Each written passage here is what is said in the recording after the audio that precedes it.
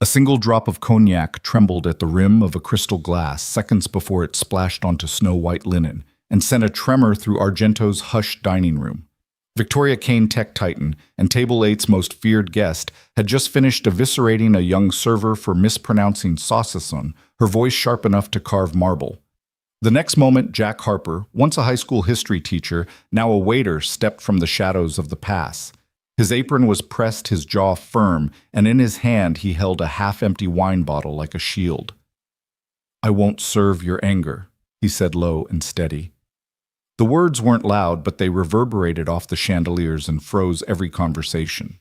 In that heartbeat, power shifted, and the room collectively exhaled. For the first time in years, someone had found the courage to speak up. If you believe respect can topple the tallest towers, and that one brave voice can change the world, drop us a comment below and subscribe for the rest of Jack and Victoria's extraordinary journey. Jack Harper had been on his feet for 12 hours straight, weaving between gleaming tables and orchestrating the ballet of glasses and silverware with the precision of a conductor.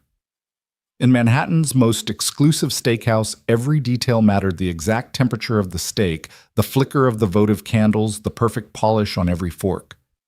Yet nothing in his dozen years of service had prepared him for Table 8, Victoria Kane's table.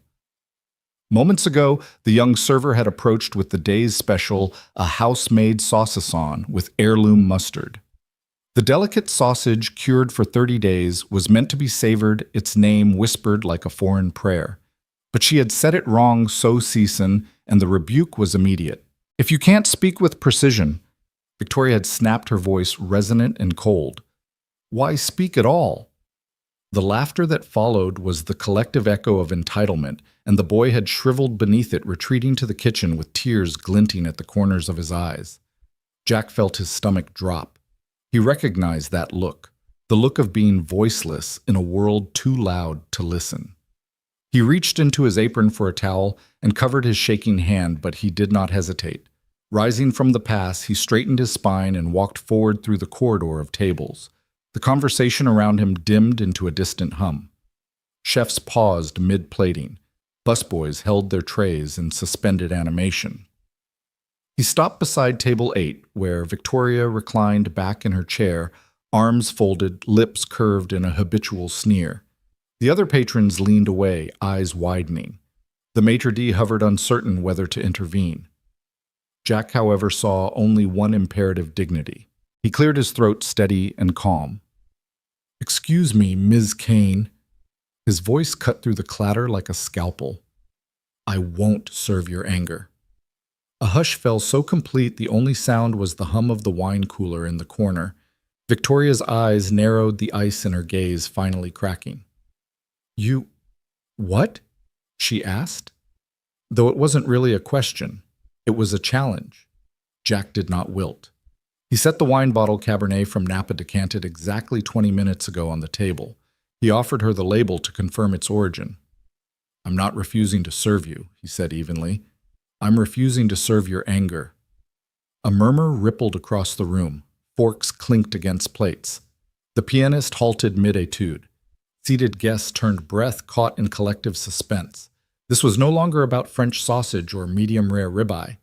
This was about something far greater: respect. Victoria drew in a breath, voice low and measured. "You must think yourself very brave," she said, the faintest trace of amusement, or was it dread in her tone? "Or very foolish."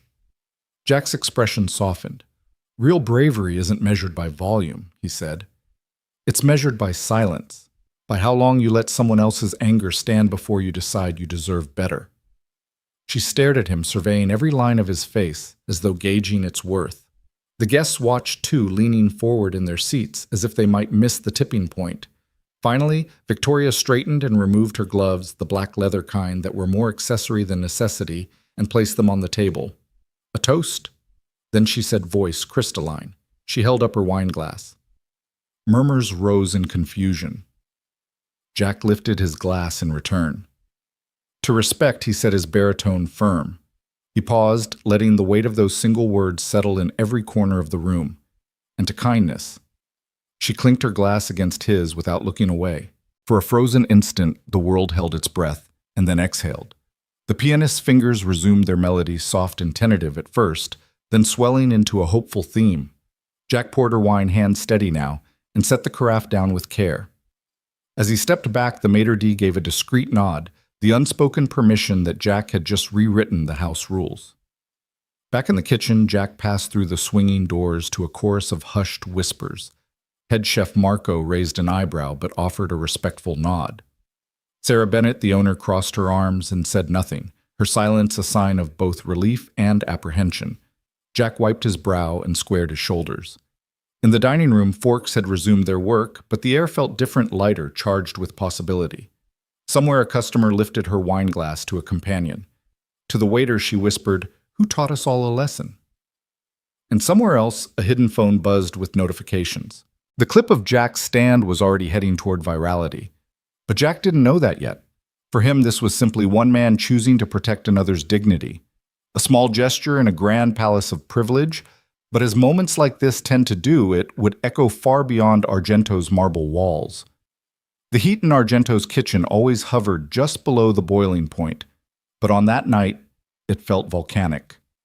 Jack Harper wrapped a damp towel around his hand and dropped it onto the stainless steel prep table, his gaze unwavering as Sarah Bennett's heels clicked across the tile.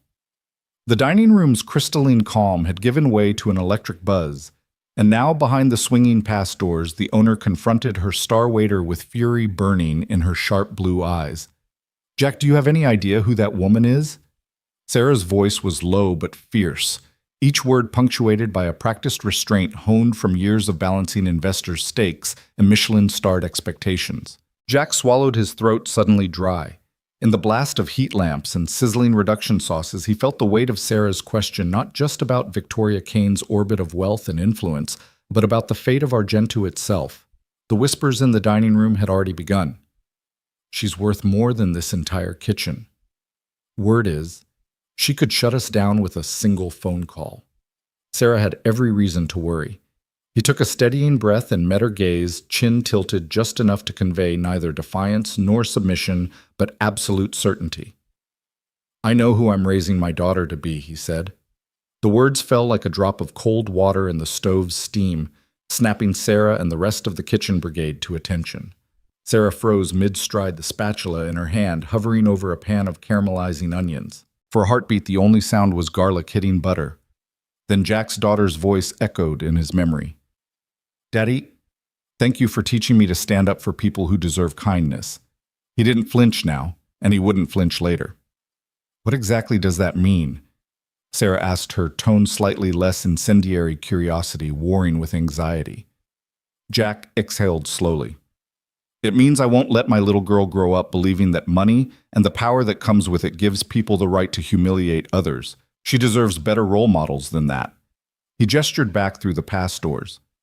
Steam still swirled in the Argento kitchen when a soft buzz echoed from beneath the spice rack, a phone hidden in the pocket of the line cook's apron lighting up with notifications. No one had dared glance at it during service, but now, between plating lamb rack and wiping down countertops, curiosity snapped like a snare drum. The cook slid the phone to Jack Harper as if passing a grenade. Jack's brow furrowed when he saw the screen the moment he refused Victoria Kane's order. His calm, unwavering, "I won't serve your anger," had been clipped, uploaded, and tagged with #serve respect. His jaw tightened as the little counter spun 10,000 views, 50,000, 200,000. "I think we're trending," the cook whispered, voice equal parts awe and alarm. Jack's heart sank. He hadn't intended to become spectacle. He'd simply stepped forward because someone had to. But now a digital inferno was roaring to life, and Argento's polished hush threatened to crack under its heat. By the time the pass had cleared and the last soufflé left the oven, Jack's phone, pocketed behind the counter, had exploded with text alerts, colleagues cheering him, managers demanding damage control, and reporters begging for interviews. One message from an anonymous number taunted, "Enjoy your 15 minutes of fame, waiter boy." He set aside the phone and wiped his hands on his apron. Marcy's voice rose above the clatter of dishes being stacked for the dishwasher. "Jack, are you seeing this?" He shook his head. "Not here." Closing down the kitchen felt like walking through a storm. Investors and the board would call come morning. Headlines would blare about insubordination, property damages, and Yelp ratings in freefall, but all stars and fans and critics would fade. Come sunrise. Everything except the silent question that kept thumping in Jack's chest. Had he done right? His rooftop walk home cut through the hush of late-night Manhattan, neon signs winking against the dark.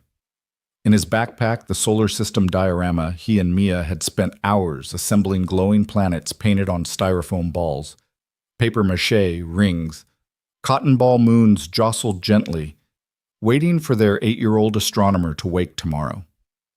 Jack pulled his coat tighter, lungs cold but clear. Up the narrow stairwell to their Brooklyn brownstone, laughter spilled from the apartment above, neighbors unwinding after dinner. His own front door opened to a warm little world, Mia's sneakers tossed haphazardly by the sink, a stack of mismatched bowls drying on a towel. She hummed Twinkle Twinkle as she rinsed spoonfuls of yogurt off her plait hair, in a crooked ponytail, and her freckled face turned toward the tiny window. "Hey, kiddo," Jack said, slipping off his shoes and dropping his backpack by the doorway. Mia's head popped up, eyes bright. "You're late," she chided with mock sternness. "I was waiting for you." He knelt and ruffled her hair. "I got held up at work." "Vinegar or lemon juice?" she asked, holding up a bottle of dish soap in one hand and a sprayer bottle of vinegar in the other. He grinned. "Let's do lemon juice." "Your choice." Mia squeezed soap into the sink, sprayed vinegar, and wiped a bowl with practiced precision. Jack washed the last plate, shoulder brushing hers, the steady rhythm of their teamwork, a reminder of simpler battles won. When the dishes were done, Mia grabbed her diorama from his backpack and placed it carefully on the counter. "I finished Jupiter's rings," she announced, adjusting the paperclip that held them in place. "And Pluto's not a planet anymore. But I love him anyway." Jack smiled wide, washing his hands. "Perfect, Mia. You're right about Pluto." Then, quiet as a whisper, he pulled out his phone. The lock screen glittered with notifications, Twitter, Instagram, TikTok, the firestorm waiting beyond this little kitchen. He stared at it, thumb hovering over the icon, wanting to know, even as dread curled in his gut. Mia climbed onto a stool beside him. "Daddy, are you reading me a bedtime story tonight?" He swallowed. Pressing the power button, he silenced the world. "How about we make up our own story?" Her grin lit the room. "Yes." Jack picked her up, and she nestled against his chest, curling her fingers around his apron. They settled on the couch, legs tangled, and he recited a tale of an astronaut and a brave little star, each line punctuated by Mia's delighted, "Again, Daddy." For now, the digital roar could wait. Here in the amber glow of their apartment lamp, there were constellations to name, imaginary worlds to explore, and a daughter's fearless heart to protect. And as Mia's eyelids drooped and she drifted into sleep, Jack laid her gently in bed, whispered, "I love you," and left the phone face down on the nightstand, its screen dark, its noise silenced until the morning would come. Victoria Kane sat on the edge of her velvet-piped couch. The city lights of Manhattan flickering like distant stars below her penthouse windows. In her lap glowed her tablet, replaying the same 60-second clip on a silent loop, a waiter in a crisp white shirt, unwavering gaze telling her, "I won't serve your anger." Each replay stripped another layer of her polish, exposing something raw she'd spent a lifetime burying. She'd first seen the clip in the taxi on her way home, her assistant's urgent text reading, "You need to see this." At first she dismissed it as another viral outburst, another moment of chaos to be smoothed over with rehearsed apologies and damage control.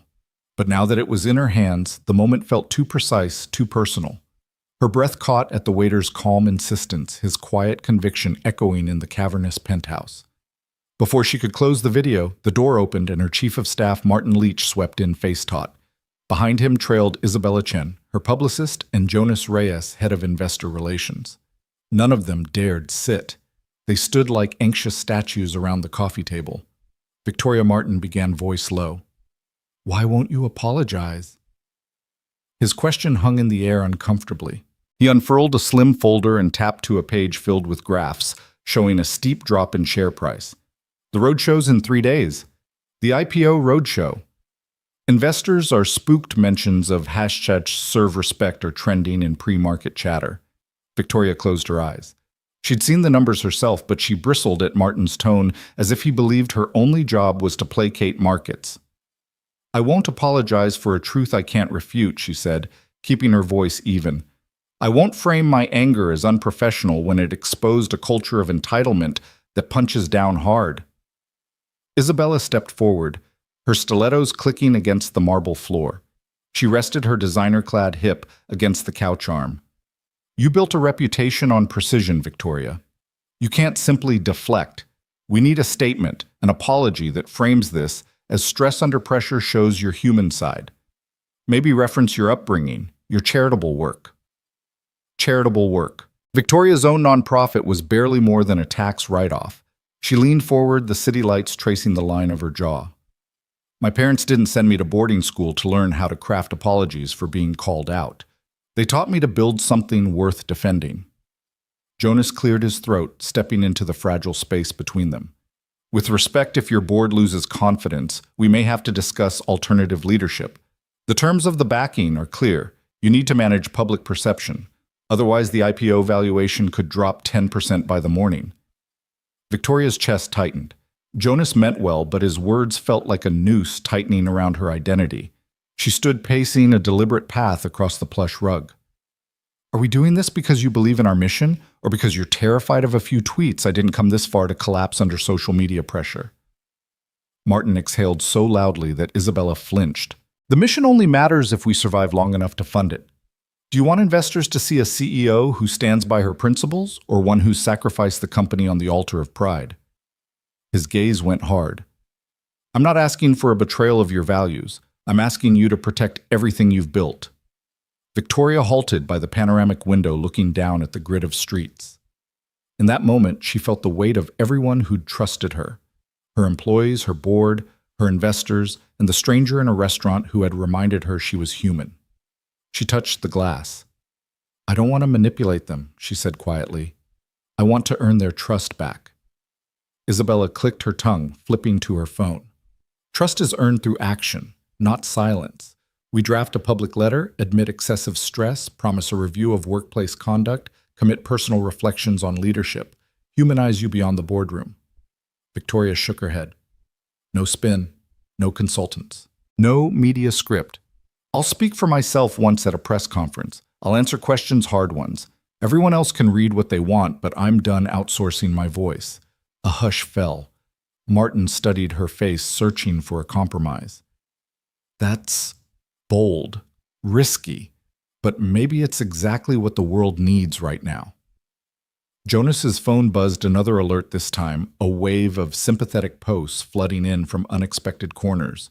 Tech founders, journalists, even a few of her major investors admitting they'd felt the sting of power behind the clip. Isabella leaned in, scrolling. "It's trending #real leadership now. The same clip is being shared as example of modern CEO accountability." Victoria exhaled and allowed herself a small, wry smile. "Let them share. I'll stand by what I said both then and now." She turned to each of them in turn. "Draft an all-hands announcement for tomorrow. I'll call a press conference at noon. No flattery, no euphemisms. I'll talk about anger, respect, and the culture we're building here, and then I'll lay out a plan for how we do better." Isabella nodded, relief and fascination mingling in her gaze. "I'll prepare the talking points, but expect curveballs. The press will test your resolve." Victoria stood a moment longer, heart pounding with adrenaline, not the heady thrill of victory, but that steady pulse of integrity. "I'll take the questions. Let's show them leadership isn't a scripted act. It's a hard conversation." Jonas's face softened. "It takes courage to walk into that fire." She turned away from the window and faced them, her posture unyielding in the soft chandelier glow. "Then let's light it up." That night, Victoria stood alone in her marble-clad bathroom, the clip still paused on her smartphone's screen. She watched Jack Harper's steady hand, the shift in the restaurant's atmosphere, the hush that fell faster than any rally of applause. A knot of shame and gratitude twisted in her chest. She unlocked her phone, hesitated, then tapped the video's share icon. Not to spread scandal, but to send it to one person. Miles Carter, a reporter who had covered her company since its inception. "I will answer for this tomorrow. Watch live at noon. VK." Below it, a draft of her speech glowed in a note. I was right to expect respect. I was wrong to withhold it. Today I choose vulnerability over vanity. She read the words, feeling their weight, knowing they were inadequate, but they were hers. Turning off the light, she lay awake imagining Jack's daughter sleeping under a solar system he'd built with care, imagining herself admitting before the world that a CEO could learn empathy from a waiter's stand. The city hummed beyond her window, unaware that true change had already begun in the humble defiance of dignity and in the choice to confront one's own reflection without flinching. Victoria Kane stepped through Argento's polished mahogany doors like any other patron, but tonight the hush that greeted her felt different. Not the reverence reserved for her name, but a cautious curiosity. She wore no designer gown, only a tailored black coat over a simple silk blouse and dark trousers. No flanking aides, no whispered introductions. Just her. The maitre d' paused mid-step, then inclined his head. "Miss Kane," he murmured, and led her through the candlelit expanse past tables where silverware gleamed like starlight to a quiet alcove near the back. Jack Harper stood at the threshold, apron replaced by a crisp white shirt and tie. His salt and pepper hair was neatly combed, his posture relaxed but alert, as if he'd been waiting all evening. When their eyes met, the tension from their first encounter melted into something softer, an unspoken agreement that this was neither a confrontation nor a performance, but an invitation. "Good evening," Jack said, voice low and warm. He gestured to the table set for two, the linen perfectly pressed, the flicker of a single taper casting dancing shadows on crystal and china. "Good evening," Victoria replied, slipping into her seat. She paused, letting the moment stretch. The distant hum of cutlery and muted conversation felt miles away, as though time itself had softened. Jack drew a bottle of red from a side table. "May I?" he asked, offering her the label. It was a modest vintage, a wine he'd recommended to her team months ago, a bottle she'd never had the chance to try. She nodded, and Jack poured the first glass with careful reverence, the dark liquid catching the candlelight like liquid garnet. They sipped in silence, each tasting more than tannins and oak. Victoria set her glass down and met his gaze. "Thank you for seeing me," she said quietly. Jack inclined his head. "Thank you for coming." He placed a salad before her, farmer's greens with shaved fennel citrus segments and toasted almonds. "I thought you might appreciate something light," he said. She nodded and took a delicate forkful. The crisp sweetness of grapefruit and the sharp bite of fennel seemed to unlock something, and Victoria exhaled softly. "You know," she began, her voice steady but intimate, "I've spent most of my life hiding behind precision, perfect pitches, flawless execution, measured responses. I built every fortress I could, convinced it protected me." But that night she paused, tracing the rim of her glass. "When you refused my anger, I felt those walls crack." Jack watched her expression open. "It wasn't anger I refused," he said. "It was disrespect. And I recognized the fear behind it." She studied his face, surprised at how gently he held her truth. "I've been running from fear forever," she confessed. "Fear of being seen as weak. Fear that if I lowered my guard, I'd be swept away by chaos." A tremor touched her voice. "But what I felt when you stood there, it wasn't fear. It was something I haven't allowed myself in years. Relief." Jack laid down his napkin and leaned forward, eyes earnest. "You showed up tonight without an audience," he said. "That's bravery." Victoria managed a small smile. "And you showed up without flinching." She raised her glass and he touched his to hers in a gentle toast. To showing up. They moved on to the main course, a petite filet served medium rare accompanied by roasted root vegetables and a velvety potato puree. Jack poured more wine and waited until she tasted it. When she nodded her approval, he allowed himself a moment of satisfaction and something more profound, a quiet joy at sharing a familiar ritual without pretense. Conversation flowed then, unhurried and curious. Jack told her about his daughter Mia, who had an uncanny talent for building elaborate Lego spaceships. Victoria listened, her features softening as he described the tiny astronaut figures Mia insisted on including for every intergalactic voyage.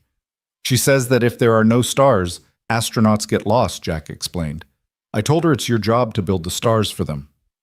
Victoria smiled, the first genuine one since their clash. "I like that. I wish someone had built stars for me." Jack paused, pressing his fingertips together. "I think you've built enough stars for everyone else." Her eyes glistened. But not for yourself. The candle flickered between them as Victoria exhaled. I've spent so long rescuing my company, my investors, my reputation. I forgot what it felt like to be rescued by a simple act of kindness. She sipped her wine. Tonight feels like a rescue. Jack's warm gaze held hers. You deserve kindness. She studied him for a moment, letting the words settle. Outside, the city pulsed with bright ambition. Here she felt something deeper: compassion, without expectation, respect without calculation. Over dessert, a shared plate of dark chocolate mousse and fresh berries they unearthed, memories softened by time. Victoria spoke of her childhood in foster homes, of learning early that affection could be transactional. Jack listened, offering no cliché consolation, only presence. In turn, he spoke of his years teaching ninth-grade history before life rerouted him to the service industry to support Mia's treatment during her mother's illness. Victoria's empathy deepened here, was a man who had carried profound loss without a shred of bitterness. The last candle guttered low, casting gentle warmth across their faces. Jack poured a final measure of wine.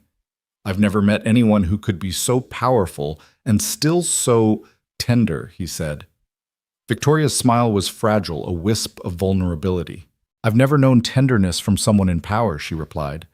And until you spoke up, I didn't even realize how badly I needed it. They sat in companionable silence, the unspoken understanding binding them together, two survivors who had each fought silent battles deeper than any corporate conflict or restaurant altercation. In the hush, they found common ground: dignity, respect, and the courage to dismantle their own defenses. When the check arrived, Victoria reached for her wallet, instinctively, then paused. Jack caught her hand. Please, he said softly. Tonight was for both of us. She smiled, nodding, and allowed him the gesture. As they stood to leave, Jack offered her his coat. She slipped her arm through the sleeve and stepped into his gentle warmth. At the door, the maitre d' bowed but said nothing, and needed not to. Victoria and Jack walked out into the night side by side, their footsteps echoing down the marble corridor, each carrying a quiet promise that respect once served could nourish even the most hardened hearts.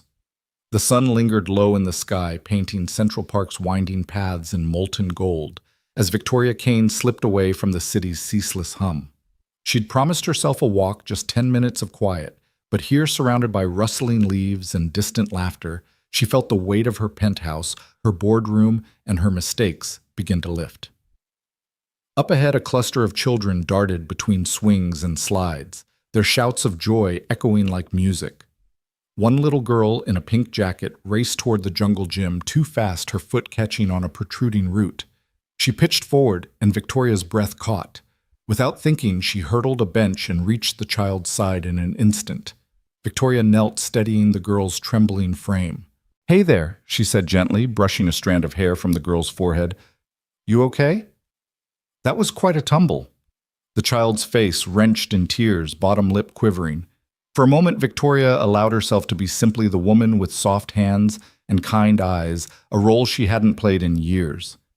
I've got you, she whispered, lifting the girl into her arms. The little body flopped against her shoulder, and Victoria felt a fierce surge of protectiveness she hadn't known she was capable of. Victoria. A voice called out, crisp but warm. Jack Harper emerged from behind a grove of oaks, a brown paper grocery tote slung over his shoulder. He hurried forward, concern etched on his face. I thought I heard... He stopped when he saw the child in Victoria's arms, her cheek pressed against Victoria's coat. Is she hurt? He asked. Victoria straightened gently, rocking the girl. I don't think so, she said, voice soft, just shaken. The girl sniffled, reaching up to wipe her eyes on Victoria's sleeve. Sorry, Mommy, she whimpered. Jack knelt beside them. Hi there, he said gently to the child, noticing her pink boots scuffed with dirt. I'm Jack. That was quite a fall. He offered his hand, and the girl grasped it, peeking at him with wide, cautious eyes. Victoria handed the girl to Jack and stepped back. Thank you, she said, voice catching in her throat. Jack smiled as he tucked the grocery bag under his arm and stood the child clinging to his fingers. No thanks needed, he said.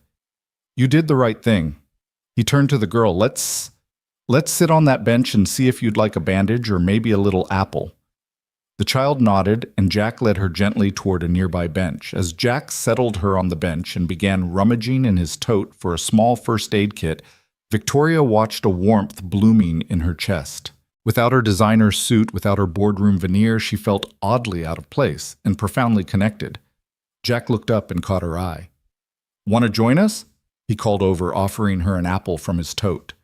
The girl shook her head, but Victoria stepped forward, accepting the fruit. She sat beside Jack, who tore a slice and handed it to the little girl. "Her name's Emma," Jack said, glancing at Victoria.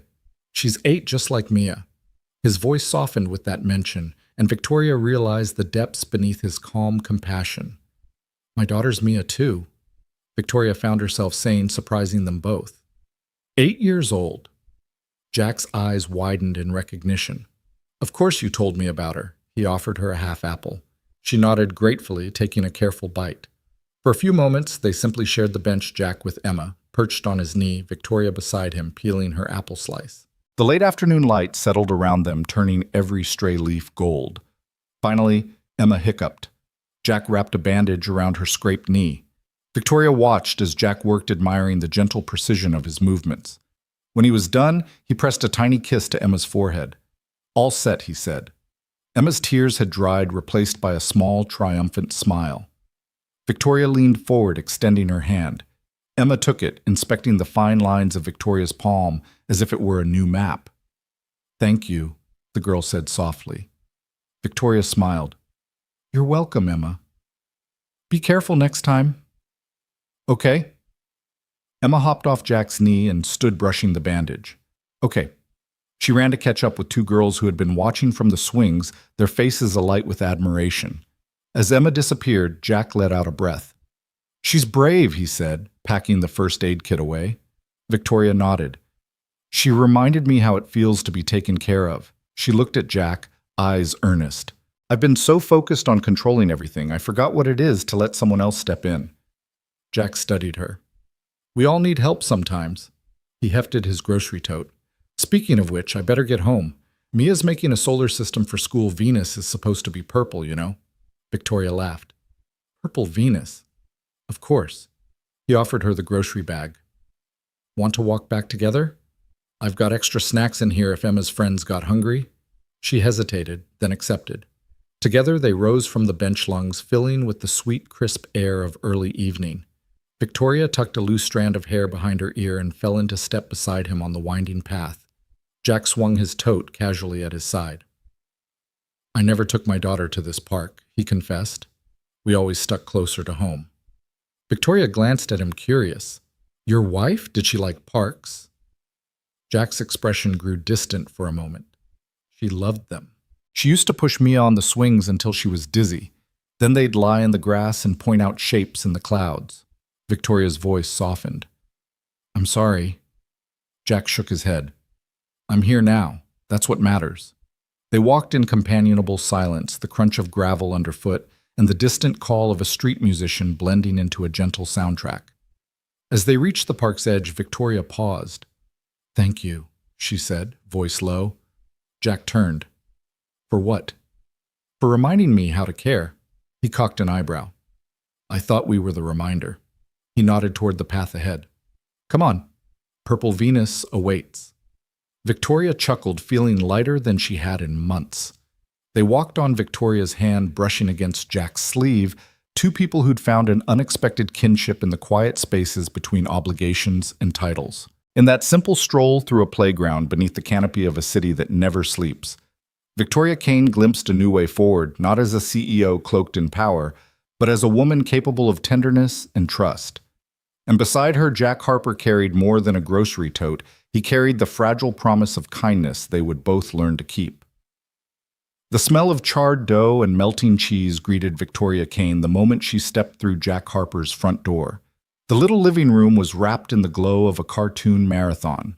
Bright colors flickering across mismatched couches, and the table was already strewn with plates, napkins, and a slightly lopsided, smoke-scarred pizza freshly pulled from the oven. "Welcome to Pizza Night," Jack announced, balancing a fresh slice on a paper plate. He wore an apron speckled with sauce, and Mia Jack's 8-year-old daughter sat beside him in her pajamas, legs folded under her on the couch. Rule number 1, try at least one bite, even if it's blacker than a burnt offering. Victoria hesitated in the doorway, clutching her coat. The tension she carried from boardrooms and headlines felt out of place here among singed slices and cartoon sound effects. But Mia beamed at her eyes bright behind a wall of brown curls. "Come on, Ms. Kane," she urged in her sweet, unguarded way. "It's fun." Jack motioned to the plate in his hand. "I promise nothing will explode unless you count the look on your face." He handed Victoria the slice. She took it, smelling the tang of tomato sauce and charred crust. True to his word, the slice looked a little worse for wear. Edges, blackened cheese congealed in odd patches. But it held a promise of warmth of home. Victoria sank onto the couch opposite Mia, raising an eyebrow. "Obligatory bite?" she asked, nodding at the slice. "Mandatory." Jack confirmed with mock solemnity. Victoria took a careful nibble. The crust crackled under her teeth, a smoky bite giving way to gooey cheese and sweet tart tomato. She closed her eyes for a moment, caught by a curious comfort. Jack grinned. "Rule 2, no phones at the table." Mia's eyes danced. She plunged her hand into a bowl of popcorn and tossed a kernel at Jack. "You almost knocked over the TV with your phone," she teased, and Jack held up his hands in surrender. Victoria set her phone face down on a nearby end table. It felt like surrendering a shield she'd carried too long. The resistance hit her in a gentle rush, an odd relief. "Rule 3, Jack said, leaning forward. "You have to laugh at least once." Mia hopped off the couch and held out her hand. "Dance break," she declared, dragging Jack to his feet. He obliged, gyrating in a goofy circle to the tune on screen.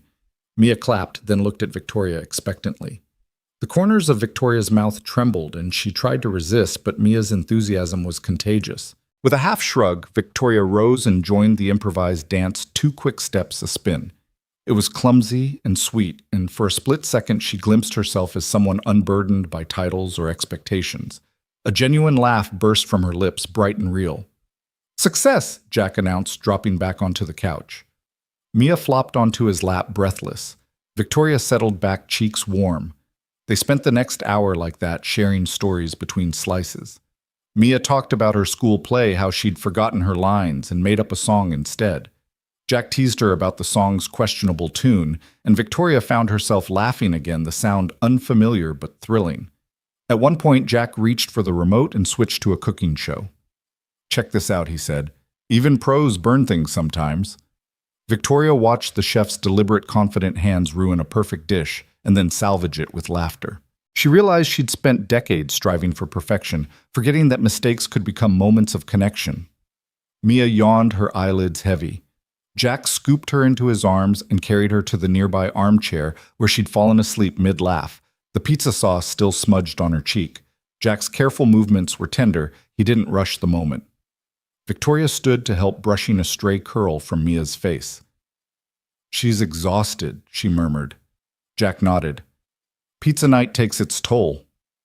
Victoria paused by the doorway as Jack set Mia gently on a pile of blankets. She looked at Jack, at the man who had taught his daughter to find joy in burnt crust and cartoon mishaps, and felt something shift inside her. It wasn't a boardroom win or a viral headline. It was a small, profound truth about belonging. Jack turned, catching her gaze. "Thank you," she said simply. He shrugged his warm smile, disarming. "For what?" "For letting me in," she whispered. He stepped closer, guiding her back to the now quiet living room.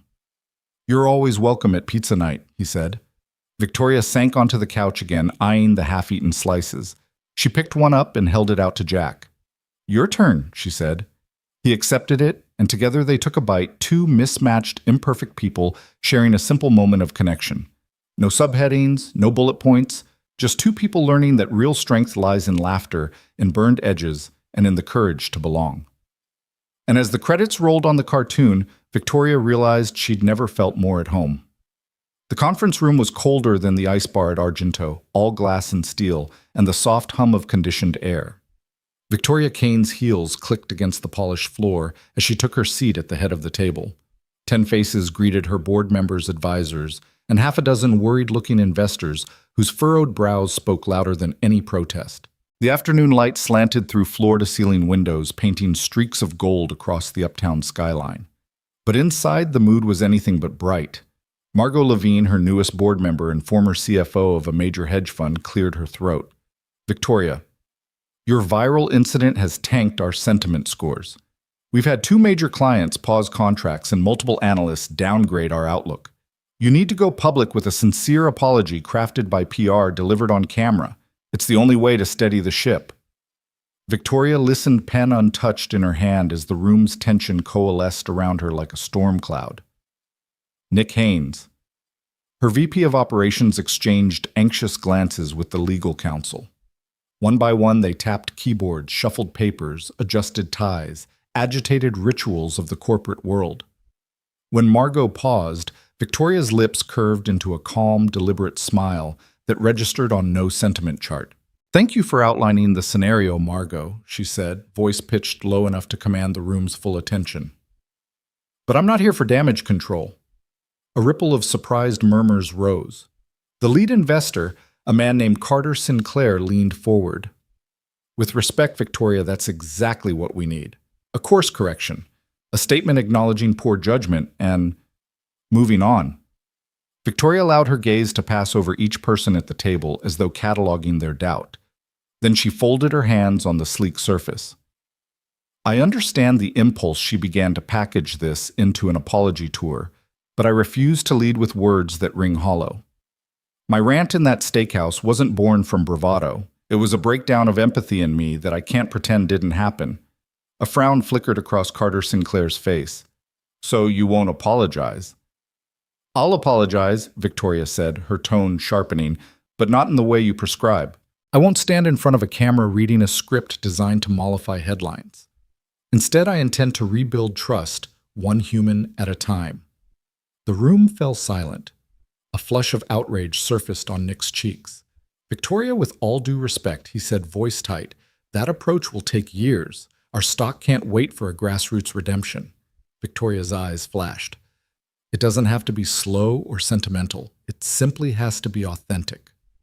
Starting tomorrow, I'm personally visiting our top 10 clients, not to smooth feathers, but to listen.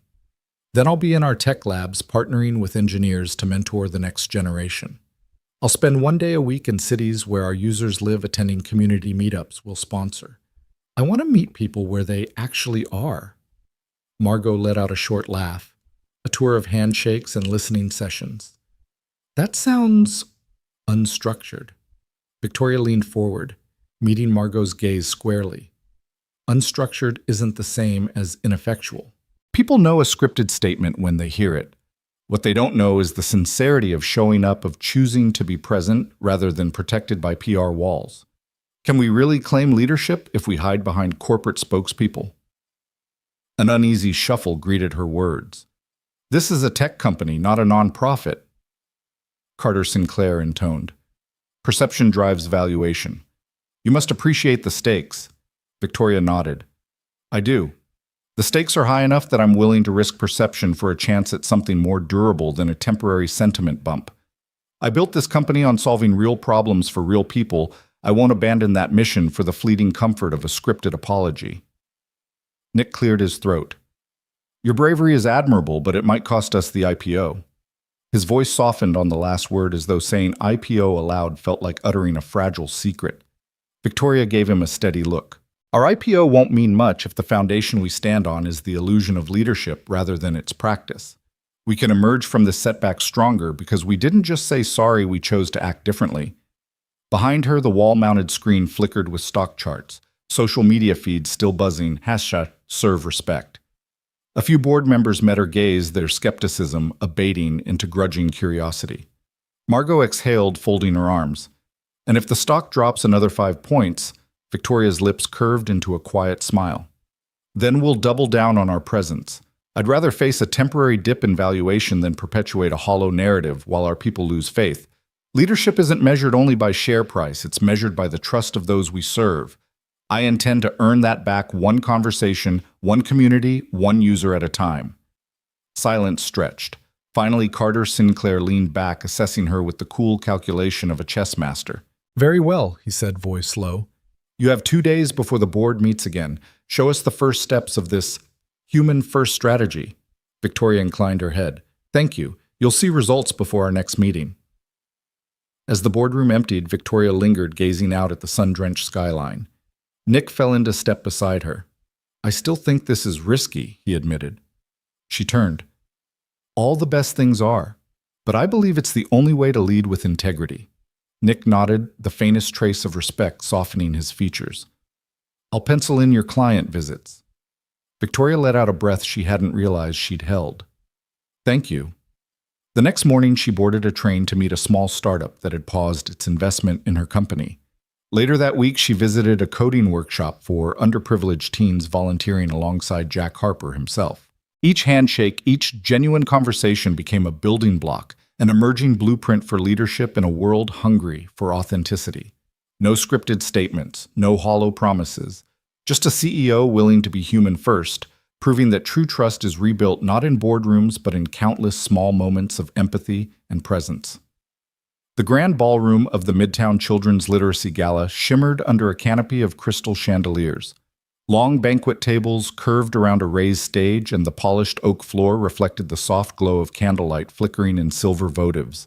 Parents dined on artfully plated courses, philanthropists exchanged quiet compliments, and local news cameras hovered at the perimeter, capturing everyone from the city's social set to the best-known children's authors.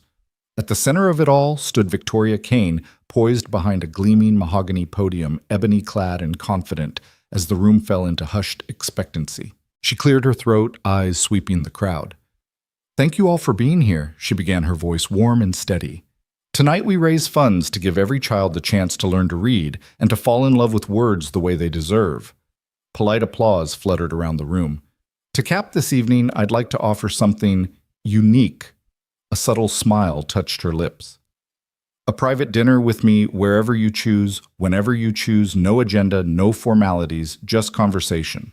All proceeds go directly to literacy initiatives in underfunded communities. The bandleader waved his cue, and a single spotlight illuminated a large photograph of Victoria and Jack Harper sharing that first candlelit meal at Argento. Laughter rippled through the audience as she set a bespoke placard on the stage, Dinner with Victoria Kane. The auctioneer, a debonair veteran named Lawrence Finch, took the microphone. Ladies and gentlemen, he called, we'll start the bidding at $50,000. A wave of excitement rippled. Hands shot up around the room, tuxedoed financiers, well-heeled art collectors, board members looking to burnish their own philanthropic sheen. 70,000, 90,000, 100,000. Each bid was met with applause, the numbers climbing like fireworks trailing across the night sky. Meanwhile, Jack stood against the far wall, framed by a towering floral arrangement. His crisp white shirt was hidden beneath a dark overcoat, his salt and pepper hair slicked back. He gripped the edge of the molding, his knuckles whitening as he watched numbers climb past 150,000. A hush fell as a wealthy hedge fund manager's bid of 200,000 resonated in the rafters. Just then, Jack stepped forward, navigating polished tables to reach the front. At the podium, he nodded respectfully to Lawrence. 250,000, he said softly, but clearly his voice carrying across the marble expanse. A stunned murmur swept the crowd. The hedge fund manager's hand froze midair. The auctioneer adjusted his glasses, scanning Jack's face. Sir, he began. Jack took a breath. I'll give $250,000. And my philanthropy isn't a facade. I guarantee every cent goes directly to the children's reading programs. A ripple of incredulous applause followed. On the stage, Victoria's eyes widened before she smiled, a genuine blend of surprise and gratitude. The room erupted as Jack sealed the bid.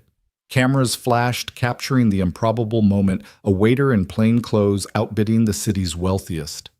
Tears welled in the eyes of volunteers at the front table. Parents hugged their children. For a heartbeat, the veneer of high society cracked wide, replaced by a shared recognition of something real. After the applause died down, Victoria stepped up beside Jack. She offered her hand, and he accepted, raising it gently as the crowd cheered. Her voice broke the warmth. I am humbled, and I want everyone here to know your bid isn't just money. It's a stand for respect, dignity, and belief in every human story. She turned to Jack. Thank you for reminding us that genuine generosity isn't about photo ops or headlines. It comes from the heart. Jack nodded, swallowing a lump of emotion. He'd used the life insurance payout meant to secure his daughter Mia's future savings from his late wife's policy to make this moment possible. He'd never spoken of those savings aloud. Tonight, their silent sacrifice was finally given purpose. He whispered to Victoria, "I want to ensure that children whose parents can't afford books still grow up seeing stories as windows, not luxuries." Around them, guests wiped tears from their cheeks. Reporters jostled forward for a statement. Social media influencers live-streamed scenes of raw humanity. In that floodlight of attention, Jack and Victoria stood shoulder to shoulder, two strangers from different worlds bound by shared conviction. Later, as the gala wound down, volunteer teams collected checks, tallied totals, and scheduled book distributions. Outside, the night air was brisk, but inside, hearts were warmed by the promise of thousands of new readers. Jack slipped away with Victoria to a quiet corridor. She rested her hand on his arm, voice low and sincere. "You did this not for glory, but for kids." "I've never been prouder." Jack managed a weary smile. "I just couldn't let tonight be another charade. Nobody should ever have to bid for respect." Behind him, the grand doors closed against a surge of well-wishers and photographers, leaving them alone in that empty hallway, the echoes of the evening's triumph still vibrating in the marble walls. As they parted ways beneath the soft glow of an exit sign, Jack knew that his gesture had done more than raise funds. It had grounded a CEO's empathy, reminded a city that generosity is measured in moments of authenticity, and shown every child that respect and a good story was worth more than any price tag. He walked into the night, his faith in humanity renewed by the knowledge that sometimes the simplest act of kindness can change every life in the room. The morning headlines felt like cold rain. As Jack Harper turned on his phone over coffee at the diner counter, every screen was ablaze with the same accusation: Kane Harper PR plot exposed. Beneath the glossy photos of last night's gala, a tuxedoed Jack shaking hands with Victoria Kane. The bidding paddle still gleaming in his hand ran a tidal wave of skepticism. Blog posts conjectured that Jack was a paid actor, Victoria's generosity a carefully choreographed spectacle to resurrect her image. Even some local news anchors, their voices dripping with faux outrage, insisted the dinner had been nothing more than a stiletto-sharp stunt. Jack set his cup down, the ceramic clatter loud in the cramped kitchen. Behind the counter, Sarah Bennett wiped down the espresso machine, her brow tight with worry. "They've even dug up your old teaching credentials," she muttered, "saying you quit under mysterious circumstances." He shrugged, drained his coffee, and offered a half smile. "Let them talk." But the whispers followed him through breakfast service, curling around tables like steam. Patrons shot sidelong glances.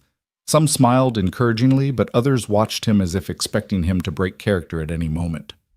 Jack moved through the dining room on autopilot, greeting regulars, plating omelets, clearing the table where a pair of suited investors hesitated to tip. He didn't read the stories, but he felt their heat the moment he clocked out. Back in the alley behind Argenta Victoria was waiting beside her sleek black sedan. No chauffeur, no entourage. Just her. Her expression was drawn, her eyes shadowed by sleepless nights. Jack paused, wiping his hands on his apron. "It's gotten worse," she said without preamble. He nodded. "The more real it was, the more they'll try to fake it." She closed her eyes as though bracing herself against a gust of wind. "I never wanted this. I wanted to do the right thing, not manufacture headlines." Jack studied her in the cold light of early afternoon. She looked smaller than he'd ever seen her, less the titan of industry, more the woman who once hid behind boardroom doors. "What matters isn't what they believe," he said, voice gentle. "It's what you believe." She swallowed. "I'm afraid," she admitted. "Afraid they'll smear me so badly I lose the chance to rebuild anything real. My board's calling for damage control, more scripted statements. Investors are threatening to pull out." Jack leaned against the car, hands folded. "So let them pull out. You started your company on grit and vision, not on tickers. You can't lead from a flashlight when you've got a sun inside you." Victoria looked at him, the hard lines of her face softening. "That was the worst of it," she whispered. "I forgot I had a son." A beat passed between them, only the distant hum of rush-hour traffic and the faint scent of roasting coffee from a nearby cafe. "Come with me," Jack said, lifting his chin toward the diner's back door. "Let's get out of the headlines for a bit." She followed him inside and they slipped into the storeroom behind the kitchen. Stacks of boxes, crates of produce, aging janitorial supplies crowded the cramped space. It smelled of onions and bleach, comforting in its mundanity. Jack closed the door. "This is where I hide when the world gets too loud," he said, leaning against a shelf. He reached into his apron pocket and brought out 2 paper-wrapped sandwiches. Egg salad. Victoria's lips twitched in what might have been the ghost of a smile. "Only if you still make it with too much mayo," she teased. He handed her the sandwich. Guilty. But this old recipe never fails. They sat on overturned crates unwrapping paper in silence. Each bite was a reminder that some things good sandwiches' quiet moments needed no certification. Victoria sighed. "I hate that you're caught up in my mess." He reached across the narrow aisle and took her hand. "You're not the only one under siege. I've been under siege since I told Victoria Kane I wouldn't serve her anger, but this feels different." She looked at him earnest and vulnerable. "Because you used your wife's insurance money at that auction?" He stiffened at the reminder of his late wife's policy and his silent sacrifice for the gala bid that night. He nodded. It was the only way to prove it wasn't a stunt. But now they'll spin even that. Victoria's gaze turned steady, resolute. "Then let them spin. I'll confirm every dollar to the charities publish, every bank statement, invite them to audit it. I'll stand in the light and show them what faith looks like when it's not for sale." Jack squeezed her hand. "That's the Victoria I respect." She exhaled as if unburdening years of expectation. "Promise me something," she asked, voice quiet. "Anything. Promise you'll stay through the chaos, through the headlines, if I keep choosing honesty over optics." He smiled a warm, slow smile that reached his eyes. "I've already promised that, whether you asked or not." They sat there in the storeroom, the world outside churning with rumors. But inside, 2 people leaned into the quiet, drawing strength from each other's conviction. In that unguarded moment, Jack realized that reputation was nothing without integrity. And Victoria discovered that vulnerability was the most potent form of leadership. They finished their sandwiches in companionable silence, the musty air of the storeroom a sanctuary from the glare of publicity. When they emerged, daylight had softened into afternoon. They walked out together, 2 unlikely allies ready to face the storm once more, hand in hand, unwavering in their pursuit of something far more enduring than any headline. Jack Harper pushed open the scuffed glass door of Chapter 1, the Little Queen's Literacy Center he and Victoria Kane had dreamed into existence, and paused to take in the scene. Morning light slanted through mismatched curtains, dust motes dancing in its glow. Along the pale yellow walls, children's fingerprints formed a twisting mural of leaves and branches, 1020. 100 tiny prints in every hue of tempera paint. Beneath it, second-hand books lined sagging shelves, dog-eared picture books, tattered. Chapter novels, donated dictionaries with frayed spines. It wasn't fancy, it was home. Already families were trickling in. A pair of twin boys chased each other past the reading nook, giggling as they chased an over-enthusiastic dog owned by the center's part-time volunteer. A grandmother in a well-worn coat shepherded her granddaughter toward a low table where Mia Harper Jack's 8-year-old daughter sat with a stack of picture books and a pencil in hand. Jack ducked his head into the back office, where Victoria carefully arranged a row of mismatched chairs for the morning story hour. Her suit jacket was draped over the back of one, its lining embroidered with the words, "Begin again," in delicate script. She didn't look up when he entered, but he felt her shift beside him. "Looks like your grandmother's brought reinforcements," he said softly, nodding toward the door. Victoria let out a breathless laugh. And Coffee Mystery Donor left a huge thermos next to the coat rack. Jack wandered back into the main room just as Mia cleared her throat. He crouched by her side. "Ready," he murmured. Mia looked up, her dark eyes bright with the seriousness of a child who knows her audience. "Yes. Today I'm reading The Little Engine That Could." She picked up the battered book, its title printed in curling letters across the cover. She turned 3 pages with careful fingers, then began, I think I can, her voice small but unwavering. Parents settled onto beanbags and folding chairs, and even the dog sat with surprising dignity at their feet. The twins scampered back, plopped down beside a young mother who held them close. In the back, Sarah Bennett, Jack's former boss at Argento, whispered the familiar refrain of pride. "That's his girl." Victoria knelt at the front, her arms wrapped around her knees. She closed her eyes and Jack saw her shoulders relax. She listened as if each word Mia spoke was a gift. When Mia reached the triumphant end, I thought I could, the center erupted in gentle applause. Jack joined in, sweeping his gaze across faces filled with hope.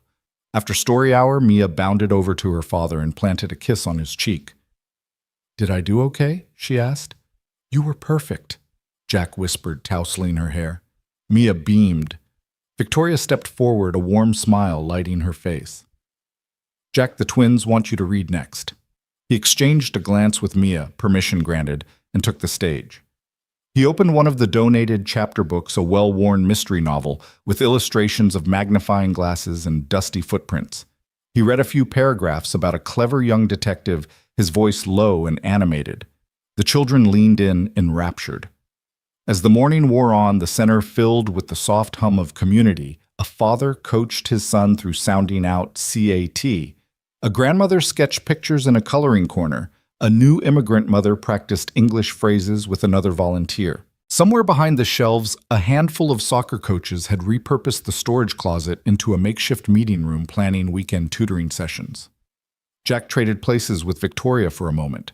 She guided a family through the donation process, one hardback book per person, please, and accepted each gift with genuine gratitude. A little girl shyly handed over her favorite bedtime story. Victoria knelt, accepted it with a gentle thank you, and they shared a proud smile. Jack watched her, thinking how far they'd come. Not long ago, Victoria sat behind a conference table in a penthouse, cold and unapproachable. Now she knelt in the dustiest corner of a former hardware store, laughter in her eyes. During a lull, Jack found Sarah tending the coffee station mugs stacked crookedly on a folding table. "You see how she took to this?" he asked, nodding toward Victoria, who was reading aloud to two small siblings. Sarah nodded, cradling a steaming cup. "I never thought I'd see her read to kids. She's changed." Chapter 1. Right? Jack tapped the sign hanging crookedly by a nail. "Every beginning needs a first chapter." Sarah smiled, her eyes misting. "It's a beautiful start." Outside, the afternoon sun warmed the stoop. A new family arrived, a mother and two children who spoke little English. Victoria stepped out to greet them. Jack joined her. She knelt in the dirt beside the mother, using simple words to explain what they did here: reading, writing, belonging. The children's faces brightened, and soon they came inside to find books in their own language. Jack leaned back against the doorframe, heart full. These were voices that had no place at Argento's polished tables, but found a home here. He glanced at Victoria, who rose and dusted off her jeans as she led the family inside. They moved through the center as equals, hand in hand, not CEO and waiter, but two people building something new. By late afternoon, the center emptied, save for a small circle of volunteers finishing cleanup. Jack and Victoria sat on the front step, sipping lukewarm coffee from chipped mugs. Mia lay on a blanket, curled up with a picture book already halfway to dreamland. The fingerprint mural glowed behind them in the fading light. Victoria sighed a slow, contented breath. "I didn't realize how much I'd missed this," she said quietly, leaning back on her elbows. The smell of old books, the sound of someone learning for the first time. Jack wrapped an arm around her shoulders. "This place needed you, and you needed this place." She leaned into him. "I'm starting to believe that." They sat in companionable silence, the everyday noise of the city softened by distance and purpose. As the sun dipped low, it painted the mural in warm golds and reds. Jack thought of how a single stand in a Manhattan steakhouse had set all this in motion, how courage can echo far beyond the moment it's spoken. Mia stirred on the blanket and lifted her head. "Daddy, can we read one more story tomorrow?" she asked sleepily. Jack smiled and kissed her forehead. "Every day, kiddo, every single day." Victoria reached down to tousle Mia's hair. "And I'll be there too, I promise." Mia closed her eyes, comforted by the promise. Jack took a last look at Chapter 1, at the fingerprints, the books, the scattered crayons on the floor, and felt a surge of pride. They had stripped away the trappings of titles and accolades to find something far more precious, a community bound by respect, kindness, and second chances. As the evening shadows lengthened, Jack and Victoria rose and locked the front door behind them. They walked off the stoop side by side, their steps light, their hearts certain. Chapter 1 wasn't just a name, it was a beginning of hope, of healing, and of lives rebuilt one page at a time. Sunlight filtered through the large front windows of Chapter 1, painting the mismatched chairs and weathered bookshelves in a soft glow. Children's laughter drifted in from the playground outside, where dozens of tiny graduates. Former Chapter 1 students bounded across the blacktop, clutching crayons and worksheets like victory flags.